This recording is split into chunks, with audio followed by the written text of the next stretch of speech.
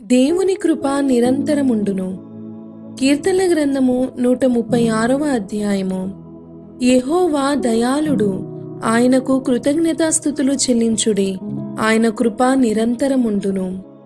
దేవునికి కృతజ్ఞతాస్తుతులు చెల్లించుడి, ఆయన కృప నిరంతరముండును. ప్రభువుల ప్రభువునకు కృతజ్ఞతాస్తుతులు చెల్లించుడి, ఆయన కృప నిరంతరముండును. ఆయన ఒక్కడే మహా ఆశ్చర్య కార్యములు చేయువాడు, ఆయన కృప నిరంతరముండును. తన జ్ఞానము చేత ఆయన ఆకాశమును కలుగజేసెను, ఆయన కృప నిరంతరముండును. ఆయన భూమిని నీళ్ల మీద పరచినవాడు, ఆయన కృప నిరంతరముండును. ఆయన గొప్ప జ్యోతులను నిర్మించినవాడు, ఆయన కృప నిరంతరముండును. పగటి నేలుటకు ఆయన సూర్యుణ్ణి చేసెను, ఆయన కృప నిరంతరముండును. రాత్రి నేలుటకు ఆయన చంద్రుణ్ణి నక్షత్రములను చేసెను, ఆయన కృప నిరంతరముండును. ఐగుప్తు దేశపు తొలిచూలలను ఆయన హతము చేసెను, ఆయన కృప నిరంతరముండును. వారి మధ్య నుండి ఇశ్రాయేలీలను ఆయన రప్పించెను, ఆయన కృప నిరంతరముండును.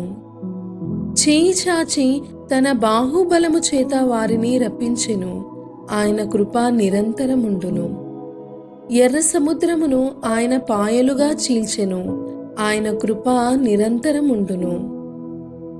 ఆయన ఇశ్రాయేలీలను దాని నడుమ దాటిపోజేసెను, ఆయన కృప నిరంతరముండును. ఫరోను అతని సైన్యమును ఎర్ర సముద్రములో ఆయన ముంచివేసెను, ఆయన కృప నిరంతరముండును. అరణ్య మార్గమున ఆయన తన ప్రజలను తోడుకుని వచ్చెను, ఆయన కృప నిరంతరముండును. గొప్ప రాజులను ఆయన హతము చేసెను, ఆయన కృప నిరంతరముండును. ప్రసిద్ధి నొందిన రాజులను ఆయన హతము చేసెను, ఆయన కృప నిరంతరముండును. అమ్మోరీయుల రాజైన సీహోనును ఆయన హతము చేసెను, ఆయన కృప నిరంతరముండును. బాషాను రాజైన ఓగును ఆయన హతము చేసెను, ఆయన కృప నిరంతరముండును.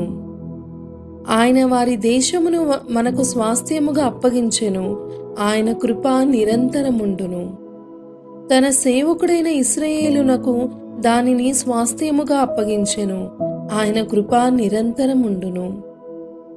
మనము దీన దశలోనున్నప్పుడు ఆయన మనలను జ్ఞాపకము చేసుకొనెను, ఆయన కృప నిరంతరముండును. మన శత్రువుల చేతిలో నుండి మనలను విడిపించెను, ఆయన కృప నిరంతరముండును. సమస్త జీవులకును ఆయన ఆహారం ఇచ్చుచున్నాడు, ఆయన కృప నిరంతరముండును. ఆకాశమందుండు దేవునికి కృతజ్ఞతాస్తుతులు చెల్లించుడి, ఆయన కృప నిరంతరముండును. దేవుని కృప మనందరి ఎడల నిరంతరము ఉండునుగాక. ఆమెన్.